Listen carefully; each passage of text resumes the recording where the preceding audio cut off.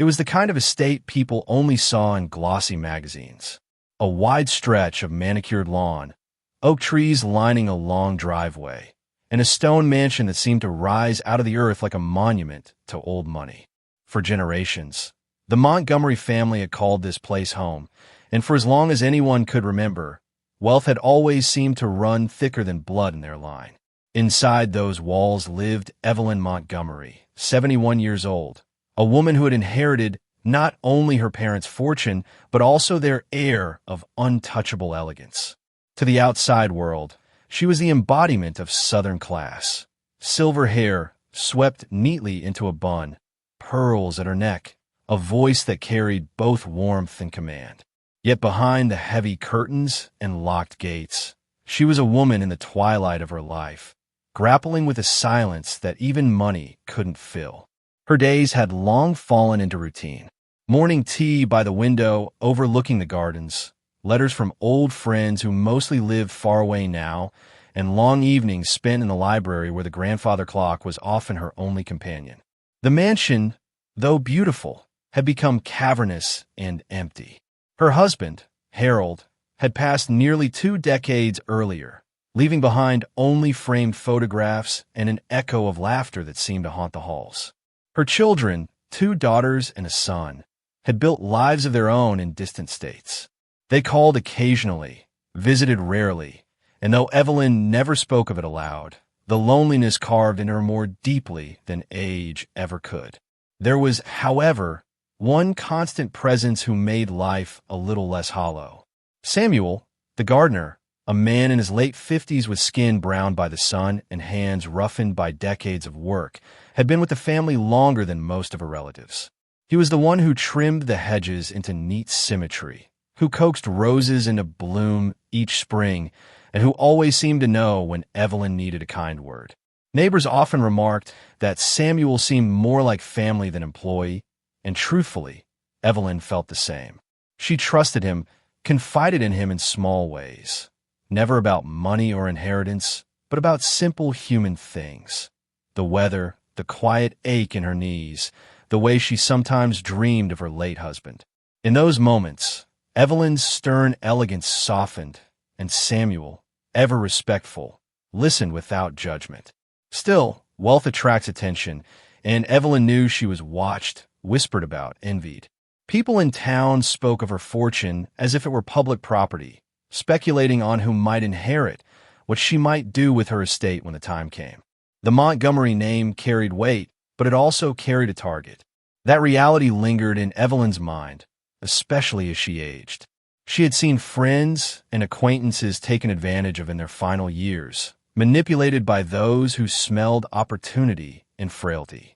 She vowed not to let herself be one of them, yet the quiet dread of being alone made her vulnerable in ways she wouldn't admit. Evenings were the hardest. As twilight bled into night, she often walked through the halls with only the distant hum of cicadas outside. The portraits of her ancestors seemed to stare down at her, reminding her of the duty to preserve not just the family name, but the vast fortune tied to it. She had staff, housekeepers, cooks, the loyal Samuel in the gardens. But when the mansion lights dimmed, Evelyn sat in her grand dining room with a single plate and a silence so heavy it seemed to crush the air. She longed for companionship, not just a hired presence, but someone who could fill the void left by years of loss. Despite her age, she carried herself with dignity.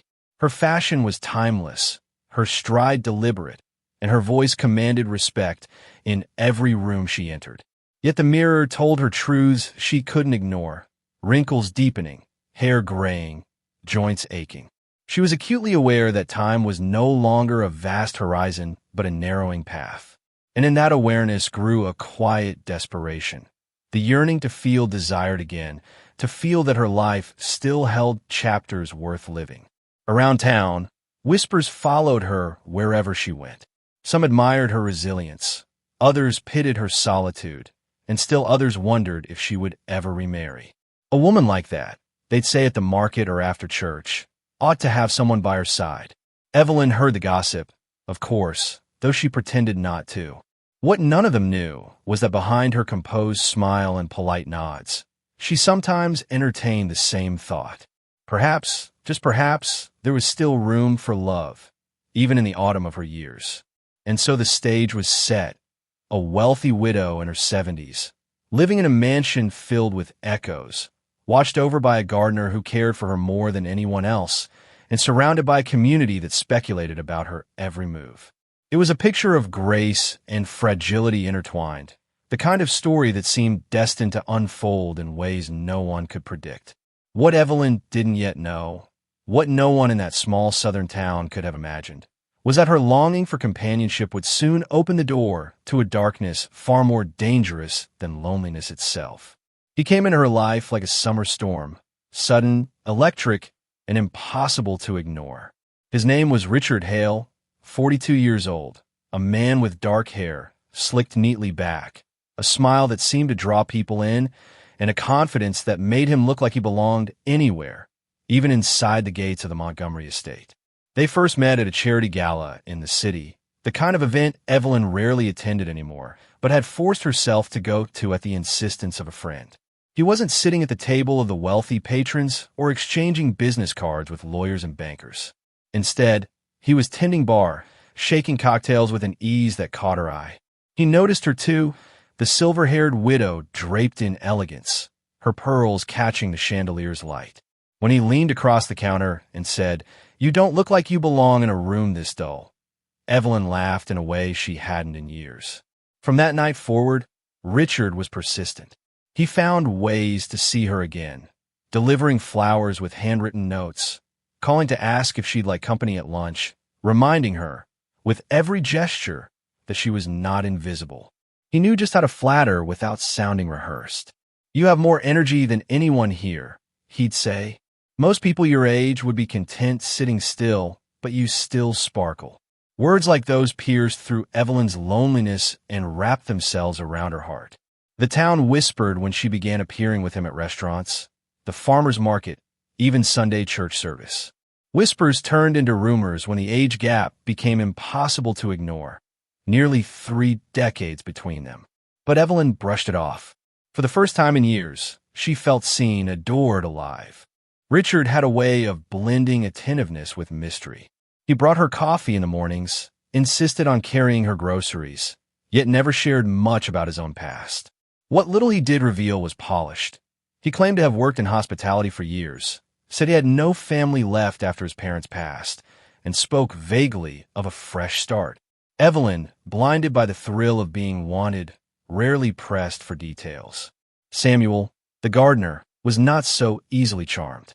He'd watch from the hedges as Richard strolled the property, lingering too long in the study, where financial records were kept, or asking the staff odd questions about household routines. To Samuel, there was a calculation in Richard's gaze, a hunger that had nothing to do with romance. Still, Evelyn wasn't blind to the gossip. Neighbors murmured that Richard was after her money. At a church potluck, a woman even pulled her aside and whispered, "Be careful, Evelyn. Men that young don't marry women our age unless they want something." Evelyn smiled politely, but inside she bristled. Was it so impossible to believe that a younger man might love her for who she was? She told herself Richard's affection was genuine, that the way he held her hand in public, the way he looked at her across the dinner table, was proof enough. After all, hadn't she given so much of her life to others? Didn't she deserve, at last, someone who gave back to her? The proposal came only a year after they met. Richard arranged it like a fairy tale. Dinner at a rooftop restaurant, a violinist playing softly nearby, a ring that glittered under the candlelight. Evelyn's hands trembled when he slid it onto her finger. She knew her children would be furious, the town scandalized, but in that moment, none of it mattered. She wanted to believe in love again, and Richard offered her that chance. They married in a quiet ceremony at the estate, with only a handful of guests in attendance. Samuel stood at the back, his jaw tight, watching his employer pledge her life to a man he didn't trust. The early days of their marriage were almost too perfect. Richard doted on her endlessly. Morning walks in the garden, weekend trips to the coast, expensive gifts wrapped with bows. He praised her cooking even when it was the staff who had prepared the meal. He kissed her forehead before bed every night, as though sealing a promise. To the outside world, he was the attentive younger husband every older woman dreamed of. To Evelyn, he was proof that her story wasn't over yet. But shadows lurked beneath the surface. At dinner parties, Richard asked subtle questions about her estate, how the inheritance had been divided, who handled her accounts, whether she had considered revising her will. He lingered in the study longer than he should, eyes scanning the shelves, not for novels, but for documents. Once, Samuel caught him leafing through a file cabinet when he thought no one was around. Richard covered with a laugh, saying he'd been looking for stationery. Samuel said nothing, but the suspicion burrowed deeper. Still, Evelyn was enchanted. She wanted to believe in this second chance, in this man who made her feel young again. Every time she saw the doubt in Samuel's eyes, she pushed it away, reminding herself that loyalty can make people overprotective. "He worries too much," she told Richard one evening. Richard only smiled, kissed her hand, and said, "He'll come around once he sees how happy you are." But happiness, Evelyn would soon learn, could be a fragile disguise. What seemed like love was in fact calculation, and what felt like devotion was little more than a mask. Richard's true intentions lay hidden beneath charm and tenderness, waiting for the right moment to surface. And when they did, they would shatter the illusion Evelyn had so desperately wanted to believe. The first cracks appeared slowly, almost too subtly to notice. At first, it was nothing more than a sharp word here, a sigh of impatience there, little reminders that the fairy tale sheen of Evelyn and Richard's marriage was beginning to wear off. Richard still played the attentive husband when others were around, helping her to her seat at dinner parties, kissing her cheek in front of guests. But when the doors closed and the lights dimmed, another side of him began to show. He criticized her memory when she forgot small details, complained about the way she arranged the kitchen, and reminded her, with an edge to his voice, just how lucky she was to have a man like him by her side. Evelyn tried to ignore the shifts, convincing herself that every marriage had its rough patches. She told herself he was stressed, that younger men had tempers, that it was natural for two people from such different generations to clash. Yet the words stung, and late at night, she found herself replaying them in her mind. The mansion, once brightened by his presence, seemed to grow darker in tone. Richard had begun locking himself in the study for long hours, claiming to be handling business matters. Evelyn knew he had no business. The only papers in that room were hers, her late husband's investments, the family deeds, the documents that represented her fortune. Samuel noticed, too. He saw the way Richard barked orders at the staff, treating them like servants instead of trusted employees who had been with Evelyn for decades. He noticed how Evelyn seemed more tired, more withdrawn, her once bright laughter dulled into a polite chuckle. One evening, Samuel caught Richard raising his voice on the veranda, his hand gripped tightly around Evelyn's wrist. By the time Samuel rushed closer, Richard had softened his tone, smoothing the moment over with a smile. Evelyn brushed it off when Samuel asked, but the unease in her eyes betrayed the truth. The once picturesque marriage now carried the weight of suspicion. Richard began making offhand comments about Evelyn's age, how she moved too slowly, how her hearing wasn't what it used to be, how much longer she thought she'd really be able to manage everything. At family gatherings, her children were polite but cold to him, and he, in turn, made no effort to hide his disdain. After one particularly tense visit, he muttered under his breath, "They're only here for what's coming when you're gone." Evelyn froze. For the first time, she allowed herself to consider the possibility that maybe he was too. Still, Richard had a way of pulling her back in whenever doubt crept too close. A surprise weekend trip, a carefully chosen gift, a string of apologies whispered into her ear after an outburst. He knew how to keep her balanced on the line between fear and affection, never letting her lean too far in either direction. It was a cycle Evelyn couldn't quite break, even when her instincts whispered that something was deeply wrong.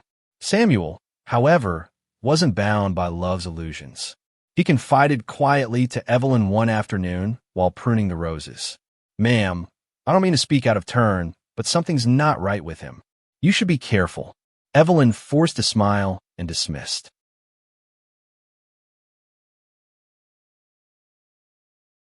him, but her hands trembled as she held her teacup that evening. For the first time, Evelyn noticed that Samuel's concern mirrored her own hidden fears. His words didn't just sound protective. They exposed a truth she was too afraid to admit. Richard grew bolder as time went on. He began accompanying Evelyn to meetings with her lawyer, offering unsolicited advice about simplifying her estate. He encouraged her to consider making him executor of her will, disguising the suggestion with talk of easing her burden. Evelyn nodded politely, but kept her thoughts to herself. Deep down, she remembered the warnings she had heard before the wedding, the whispers she had ignored. Now those whispers thundered in her ears. One night, as thunder rattled the windows of the old mansion, Evelyn sat alone in the library, staring at her late husband's portrait. The house seemed to close in around her. She thought of all she had built, all she had inherited, and the realization that it could all be lost to a man who might never have truly loved or cut deeper than any insult Richard had thrown. She resolved then to take action, not by confronting Richard, but by protecting what mattered most. In secret, she arranged a meeting with her attorney. If Richard thought he could tighten his grip around her fortune, Evelyn would make sure his hands came away empty. But secrecy left its traces. Richard noticed her slipping out more often, noticed hushed conversations with Samuel, noticed the guarded look in her eyes. He didn't know what she was planning, but he could feel control slipping through his fingers. His demeanor shifted again, this time from irritation to menace. When Evelyn refused one of his suggestions about the estate, he slammed his fist on the table hard enough to rattle the china. She flinched, and he smiled, a thin, chilling smile that carried no warmth at all. The marriage that had begun with laughter and candlelight had now become a cold war within the walls of the Montgomery estate. Evelyn moved through her days with care, weighing every word, every decision. Samuel's quiet presence was her only comfort, his loyalty the only anchor in a sea of deceit. Richard, meanwhile, was sharpening his own plans, convinced that time was on his side, that the fortune he coveted was only one accident away. Evelyn didn't yet know how quickly that accident would come, or how tragically close she was to the moment that would decide whether her trust in the wrong man would cost her everything. The plan didn't come to Richard in a single flash of inspiration. It crept up on him in pieces, shaped by frustration, greed, and the bitter realization that Evelyn wasn't as pliable as he'd once thought. He had married her for the fortune, convinced it would be a quick road to luxury. But 2 years into their marriage, she had grown guarded. She avoided conversations about her will, brushed off his suggestions about joint accounts, and, worst of all, seemed to spend more time confiding in that damn gardener Samuel than in her own husband. Richard knew he was running out of time. Evelyn was 71, yes, but her health was strong, her mind sharp, and her determination maddening. If he wanted control, he would have to take it. It began with research. Late at night, when Evelyn had retired to her room and Samuel had long since left the grounds, Richard sat in the study pretending to read. On his tablet, he searched methods that looked like accidents: fatal falls, carbon monoxide poisoning, house fires sparked by faulty wiring.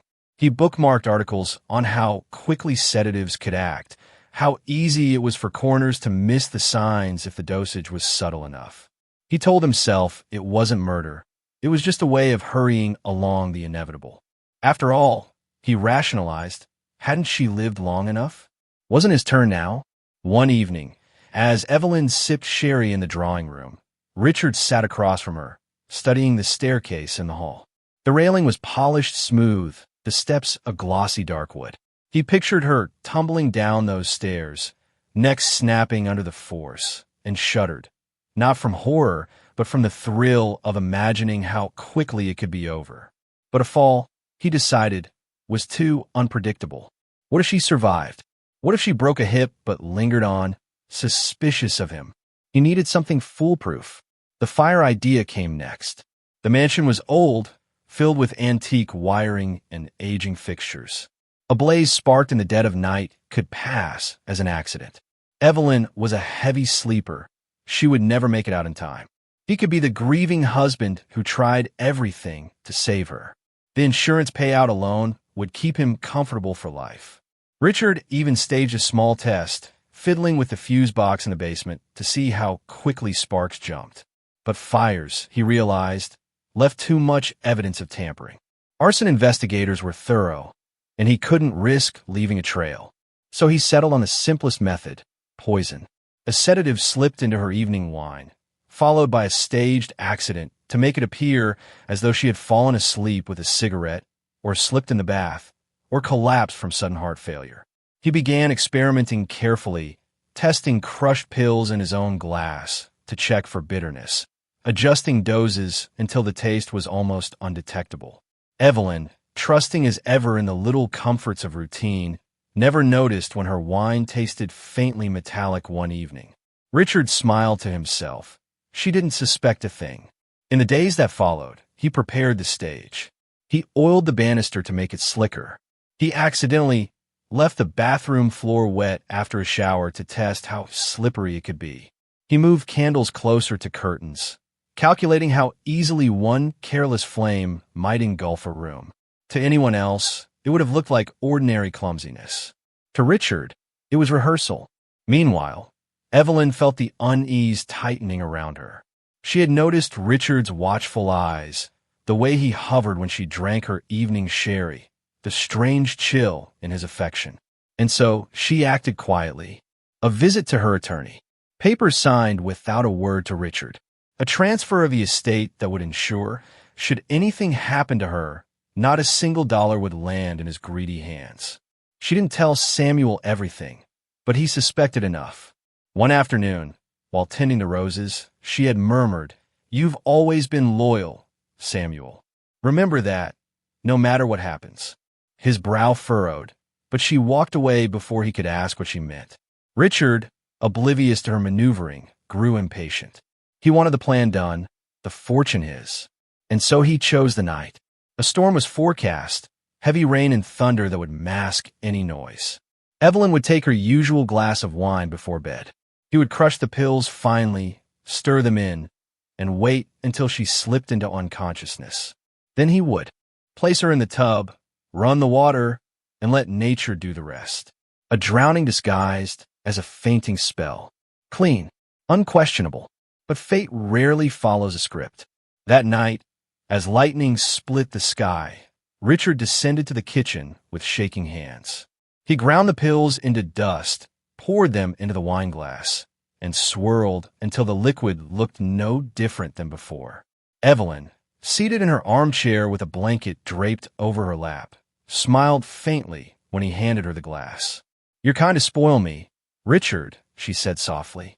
He kissed her forehead, masking the revulsion he felt, and whispered, "Always." She sipped. He waited. Minutes ticked by. Her eyelids fluttered, her breathing slowed. Richard's pulse quickened as he guided her gently toward the bathroom, already picturing the headlines. Wealthy widow found dead in tragic accident. But Evelyn stirred just enough to whisper, barely audible, "I know what you're doing." Richard froze, the words echoing in the tiled room. For a moment, he thought she was delirious, but the clarity in her eyes sent a jolt of panic through him. Before he could respond, she slumped fully into unconsciousness. Heart pounding, he lowered her into the tub, turned on the water, and let it rise. The storm roared outside, thunder shaking the mansion as if the heavens themselves bore witness. Richard stood over her, drenched in sweat, convincing himself it was done. He rehearsed the phone call he would make, the tears he would fake, the role of the grieving husband he would play. What he didn't know, what he couldn't have imagined, was that his plan was already unraveling.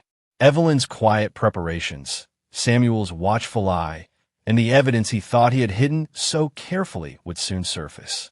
The accident he staged would never fool the investigators.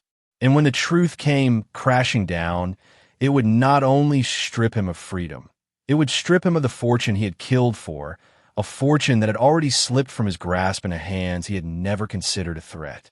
For now, though, Richard allowed himself the luxury of belief. Belief that he had succeeded, that the Montgomery wealth was as good as his. He poured himself a drink, raised the glass in a silent toast, and muttered, "To the future." Outside, lightning cracked again, illuminating the face of Samuel through the rain-streaked window, watching, silently, as the tragedy unfolded inside. The storm passed before dawn, leaving the Montgomery estate shrouded in silence. When Richard finally dialed 911, his voice cracked with rehearsed anguish. "My wife, she's drowned. Please hurry." The dispatcher sent paramedics and deputies racing through the gates, sirens slicing the morning calm. Richard sat on the steps of the grand porch, head in his hands, his shirt damp from the misty rain and carefully splashed with water to look as though he'd tried to save her. The responding officers moved quickly, but their eyes lingered on details. Evelyn's body was discovered in the clawfoot tub, her head tilted unnaturally against the porcelain. There was water on the floor, but not as much as one might expect if a panicked husband had attempted resuscitation. And her hands, relaxed, not clawing for air, looked more like someone who had slipped into unconsciousness before the drowning even began.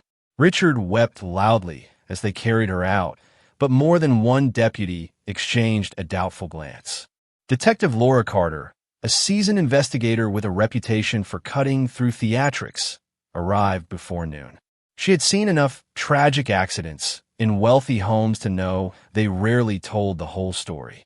She walked the halls with a sharp eye, noting the faint smell of wine in the bedroom, the untouched glass on the side table, the bruising around Evelyn's wrist that didn't fit a drowning narrative. She listened carefully as Richard recounted his story, how he'd gone to bed early, how he awoke to find the tub running, how he tried to pull her out, but it was too late. His delivery was smooth, almost too smooth. The autopsy results deepened the suspicion. Traces of a sedative were found in Evelyn's bloodstream, strong enough to render her unconscious but not prescribed to her by any physician. The medical examiner raised an eyebrow. This woman didn't simply fall asleep. She was put to sleep. Combined with the drowning, the evidence suggested foul play. Samuel, summoned for questioning, arrived with his cap in hand, his eyes heavy with grief. He had been the last person to see Evelyn alive before the storm rolled in. "She seemed nervous," he told Detective Carter, "like she had something on her mind. She said everything was about to change." The gardener's voice cracked, but his gaze was steady. That man, Richard, he never loved her. You could see it in the way he looked at her, like she was a prize, not a person. The town erupted with speculation the moment news broke. Headlines splashed across the papers. Heir is found dead in mansion tub. Age gap marriage ends in tragedy. Talk shows debated whether Richard was a grieving husband or a calculating killer. Neighbors who once gossiped about Evelyn's romance now lined up to give quotes about how they always knew something was off. Detective Carter dug deeper. Financial records revealed Evelyn had made a quiet trip to her attorney just days before her death. That document, still sealed in the lawyer's office, hinted at a change in her estate. Richard, who had expected to inherit everything, now found himself stonewalled by legal red tape. When Carter asked him about the visit, his composure faltered for the first time. She didn't tell me anything about that," he muttered, his jaw tight. Carter pressed further, examining the study where Richard spent long hours. Tucked away in the desk drawer was a bottle of prescription sedatives, not Evelyn's but his. A forensic team dusted for prints, confirming his hands had crushed and handled the pills recently. The timeline began to crystallize. Evelyn had been drugged, placed in the tub, and drowned in a staged accident. Richard's defense began to crumble. His alibi was thin, his explanations flimsy. Worse, Samuel testified that he had seen Richard hovering near the bathroom that night, his silhouette visible against the storm-lit window. He looked nervous, Samuel recalled, like a man waiting for something to happen. By the second week, Richard was no longer treated as a grieving widower. He was the prime suspect in a homicide investigation. Detectives built their case carefully, stacking physical evidence atop motive. The motive was obvious, the Montgomery fortune. Yet when the lawyer finally unsealed Evelyn's final paperwork, the revelation stunned everyone. The mansion, the accounts, the entire estate, every last piece, had been transferred to Samuel, the gardener, only 3 days before her death. Richard's face, when confronted with the news, was a mask of disbelief. His carefully planned murder had gained him nothing. Not a dollar, not an acre. The press labeled it the fortune twist of the century. Some called it Evelyn's final act of defiance, others a poetic justice. For Richard, it was the beginning of the end. Detective Carter prepared her case for the district attorney. The puzzle now clear. A man who married for money, grew impatient, and staged an accident. But the victim had been one step ahead, protecting her fortune from the very hands that ended her life. The trial was inevitable, but even before the court date was set, public opinion had rendered its own verdict. Richard was a killer, a gold digger, and a fool who had underestimated the strength of the woman he thought was easy prey. Samuel, thrust into an unwanted spotlight, became the symbol of loyalty and quiet devotion. And Evelyn, though gone, was remembered not as a victim, but as a woman who in her final days found the courage to protect what mattered most. The reading of the will should have been Richard's moment of triumph. He arrived at the mahogany-paneled office of Evelyn's longtime attorney in his best black suit. A silk tie knotted just so, rehearsed expressions of grief etched into his face. To the small crowd gathered, Evelyn's estranged children, Samuel the gardener, a few distant relatives. He played the role of devoted widower, the man who had stood by his elderly wife until her tragic final breath. He was confident. He had practiced the look of solemn patience, the faintly bowed head that suggested sorrow but not despair. After all, hadn't he earned this? He had spent years tolerating her moods, her fragile health, her endless reminiscing about the past. The fortune was his by right now. The lawyer, a gray-haired man named Charles Dwyer, cleared his throat and unfolded the thick document. His voice carried a measured weight as he began to read Evelyn's final words. At first, Richard barely listened. His heart was already racing ahead to the moment when Dwyer would announce his name as sole beneficiary. He pictured himself walking through the estate as its master, bank accounts swelling, the world finally seeing him for what he believed he was, a man of means. But then Dwyer's tone shifted. To my beloved husband, Richard, he read, I leave a small token of gratitude for the companionship he provided me in my later years. A trust in the amount of $50,000. Richard's head snapped up. 50,000? His palms grew damp as whispers spread through the room. The lawyer continued, as for the remainder of my estate, including the Montgomery mansion, all financial accounts, stocks, bonds, and properties, I hereby transfer full ownership to Mr. Samuel Price. The silence was deafening. Samuel, seated stiffly in a worn suit that didn't quite fit, blinked in shock. He had not expected this. His hands trembled slightly as he lowered his gaze, as though embarrassed by the weight suddenly thrust upon him. Richard, meanwhile, felt his stomach plummet. He leaned forward, his voice cracking. That's impossible. She would never. This has to be some kind of mistake. Dwyer removed his glasses and looked Richard square in the eye. Mrs. Montgomery visited me in person 3 days before her death. She was lucid, deliberate, and insistent. She instructed me to finalize the transfer immediately. The documents bear her signature and were notarized. There is no mistake. Gasps rippled through the room. Evelyn's children exchanged stunned glances, some relieved, others indignant. One daughter muttered, I knew she'd never trust him. Another relative whispered about how bold it was to leave everything to just the gardener. The press, waiting outside, would later dub it the estate flip of the century. Richard's composure cracked. She was manipulated, he snapped, pointing at Samuel. He got in her head, convinced her. Don't you see? This is fraud.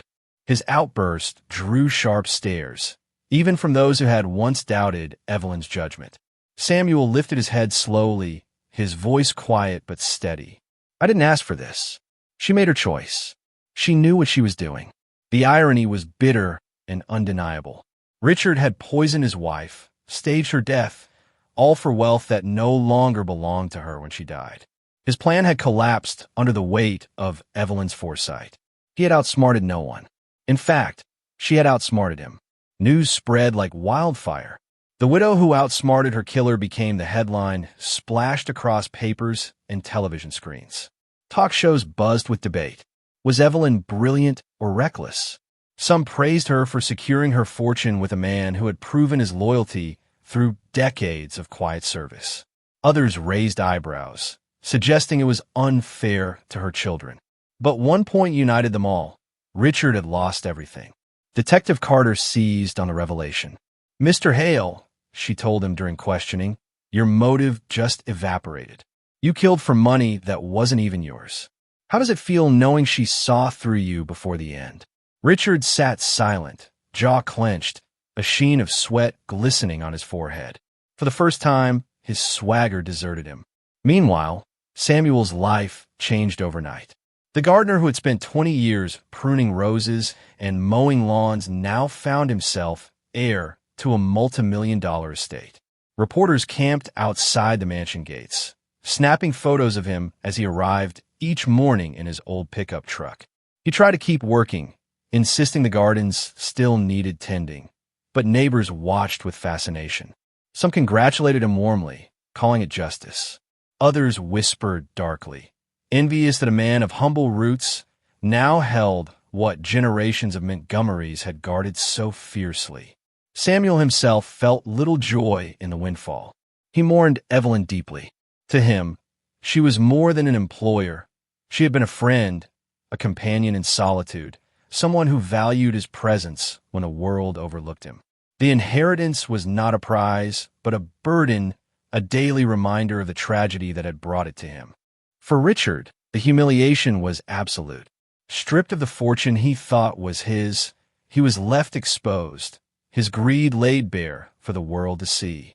At every turn, headlines reminded him of his failure.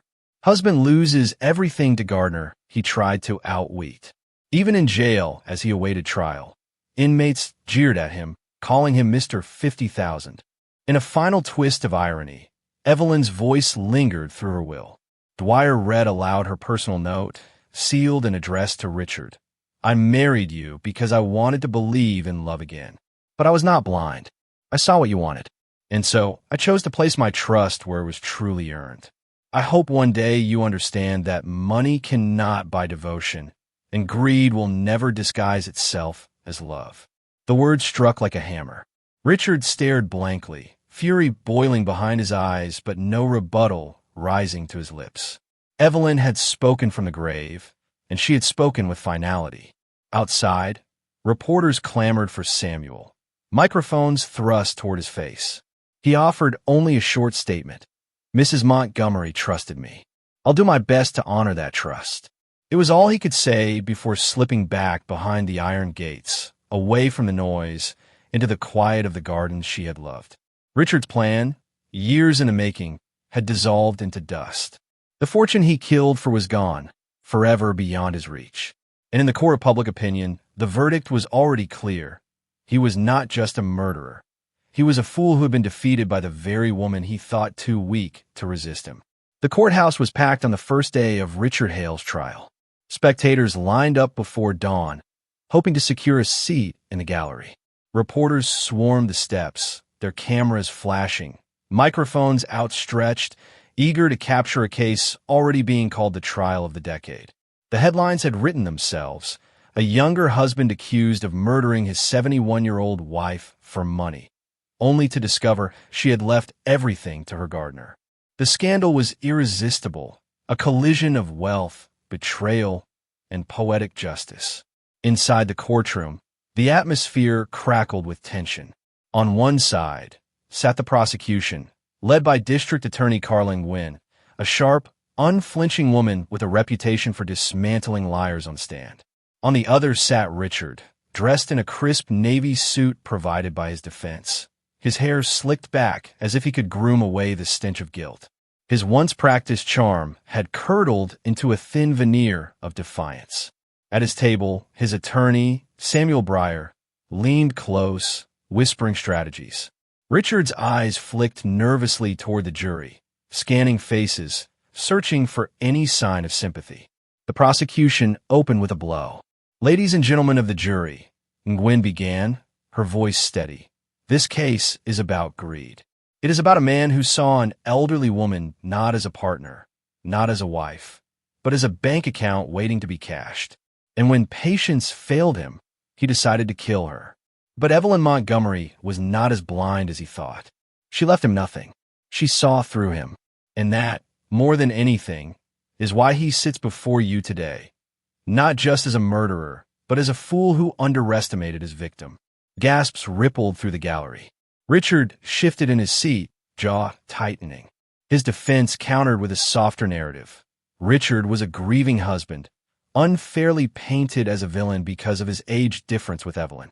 "Love doesn't follow calendars," Breyer argued. "Yes, there was an age gap. Yes, people gossiped. But gossip is not guilt.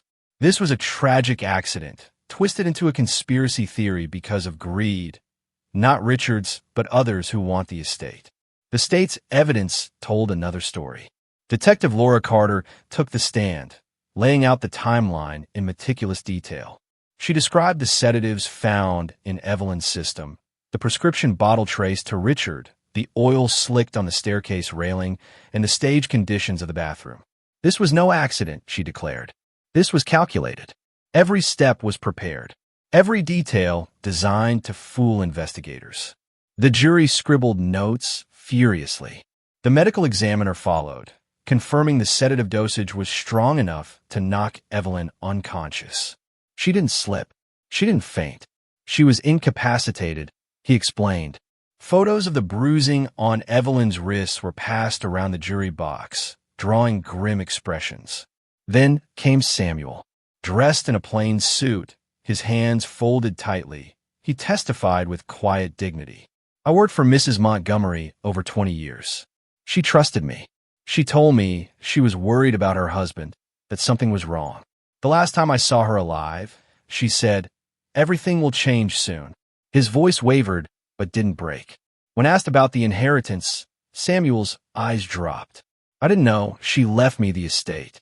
I never asked for it. All I ever wanted was to take care of her, like I always had." His sincerity weighed heavily in the room. The defense tried to paint Samuel as a manipulator, suggesting he had pressured Evelyn into changing her will. But the attorney Charles Dwyer took the stand, producing signed and notarized documents. "Mrs. Montgomery came to me of her own accord," he stated firmly. "She was clear-headed, resolute, and entirely aware of her decision. There was no coercion." The jury leaned in as he read Evelyn's personal note, her words cutting across the courtroom. "I was not blind. I saw what you wanted." Even from beyond the grave, Evelyn seemed to testify against her husband. Richard himself took the stand, a risky move that revealed his unraveling. He spoke smoothly at first, insisting he loved Evelyn, that her death was a tragedy of age and frailty. But under Nguyen's cross-examination, cracks appeared. She pressed him on the sedatives. "If you weren't giving her medication, why were your prints all over the bottle?" she asked. Richard stammered, claiming he moved it once, but the jury's skeptical glances told the truth. She confronted him with his late-night internet searches, how to stage accidents, how to make poison undetectable. His face reddened, sweat beading on his brow. "And when you learned she left everything to Mr. Price," Nguyen concluded, "you realized you had killed her for nothing. Isn't that true, Mr. Hale?" Richard's voice cracked. "No, that's not." But the damage was done. His outburst hung in the air, raw and desperate. Closing arguments sealed his fate. Nguyen reminded the jury of Evelyn's final act of clarity, protecting her estate from the very man who killed her. She trusted the wrong man with her heart, but with her fortune, she made the right choice. Don't let his lies erase that. The jury deliberated less than 4 hours. When they returned, the foreperson's voice rang clear. Guilty of first-degree murder. Richard's shoulders collapsed. The gallery erupted, some in relief, some in tears. Evelyn's children embraced Samuel, who sat quietly, tears streaming down his face. Richard was led away in handcuffs, his eyes hollow, the dream of fortune replaced with the certainty of a prison cell. Outside, The press swarmed again. Headlines blared across the nation. Killer husband loses everything. Justice for Evelyn, the gardener's inheritance. Talk shows dissected every detail. Podcasts speculated on the psychology of greed, and social media trended with hashtags. Hashtag justice for Evelyn. Hashtag love or greed. Hashtag the gardener wins. In the end, the trial was more than a verdict. It was a cautionary tale that gripped the country, a reminder that love built on lies collapses under the weight of truth. Evelyn Montgomery's legacy was not her fortune, but the strength she showed in her final days, the foresight to shield what mattered most, and the quiet power of proving, even in death, that she would not be fooled. In the weeks following the trial, the Montgomery estate became something more than just a mansion on the edge of town. It became a symbol, a talking point, a reminder of how greed could twist love into something deadly, and how foresight could snatch victory from the jaws of betrayal. Reporters still parked outside the gates, their cameras hungry for images of Samuel Price, the unassuming gardener turned millionaire heir. Yet Samuel remained much the same man he had always been, moving quietly between the gardens, his hands still dirty with soil, his heart still heavy with grief. Television pundits dissected the story nightly. On one channel, experts debated the red flags in May-December marriages, warning viewers about the dangers of financial dependency. On another, psychologists broke down Richard Hale's narcissism and entitlement, calling him a textbook case of predatory opportunism. Morning talk shows framed the story as a modern fable. The gardener who won it all versus the husband who lost everything. Social media lit up with hashtags that trended for weeks. Hashtag justice for Evelyn. Hashtag love versus greed. Hashtag the gardener wins. Memes showed Richard behind bars with captions like, "When you kill for money that isn't yours." But behind the frenzy, there was genuine reflection. Community centers held forums on elder abuse and financial exploitation. Advocacy groups pointed to Evelyn's case as proof of the importance of updating wills and protecting vulnerable seniors from manipulation. For every sensational headline, there was also a quieter acknowledgement. Evelyn had taken control of her legacy in a way that robbed her killer of victory. Her children, once distant, were drawn back into the spotlight as well. Some accused Evelyn of betraying them by leaving everything to Samuel. But over time, even they admitted the truth. Richard had been the greater betrayal. Maybe she just wanted to make sure her money went to someone who cared for her as a person, not as a paycheck, one daughter told a reporter, her voice breaking. That clip went viral, shared thousands of times with comments praising Evelyn's strength. For Samuel, the inheritance was overwhelming not for its wealth, but for the spotlight it forced on him. Reporters camped at the gates. Strangers speculated about his every move. He never asked for the attention, yet he bore it quietly, choosing to keep the mansion intact as a way to honor Evelyn rather than himself. When asked by a journalist why he hadn't sold the property, he simply said, "This was her home. As long as I'm alive, it will stay that way." Meanwhile, Richard's downfall played out as public theater. News outlets followed his every move in prison, reporting on disciplinary infractions, failed appeals, and interviews where he insisted he had been wronged. But the public had little sympathy. To most, he was the embodiment of hubris, a man who gambled everything on greed and ended up with nothing but a life sentence. His name became shorthand for failed schemes. Don't pull a Richard, people joked when someone's plan backfired spectacularly. In the town itself, Evelyn's funeral became a defining moment. Hundreds gathered in the small church, spilling into the courtyard, candles flickering as hymns echoed through the night. Samuel sat in the front pew, shoulders heavy, as speakers remembered Evelyn not as a victim, but as a woman of quiet strength. A neighbor summed it up best. She may have lost her life, but she kept her dignity. She proved that even when you're vulnerable, you can still make choices that matter. Podcasts soon took up the story, turning it into a multi-part series that drew millions of listeners. Some framed it as a cautionary tale about love and money. Others leaned into the gothic imagery of the old estate, the stormy night, the drowning staged in porcelain. But all agreed on one thing. Evelyn Montgomery had left behind a legacy no one could have predicted. As the months passed, the frenzy began to fade. The reporters drifted away, the hashtags were replaced by new scandals, and the Montgomery estate slipped back into quiet. Yet the story lingered, passed around dinner tables, debated in classrooms, whispered about in town squares. It had become a parable of sorts, about trust, betrayal, and the resilience of foresight. For Samuel, life remained simple. He still rose at dawn, brewed his coffee, and walked the gardens as he always had. The fortune in his name changed nothing about the soil beneath his feet. What had changed, perhaps forever, was the way the world looked at him. Once invisible, now unforgettable, he carried Evelyn's legacy not in the bank accounts or deeds, but in the roses that bloomed each spring, a quiet reminder that loyalty, unlike greed, never dies. And so the story closed, not with wealth or scandal, but with something Evelyn had perhaps wanted all along. The assurance that in a world clouded by deception, the truth would outlast the lie. Her life had ended in violence, but her choices had the last word.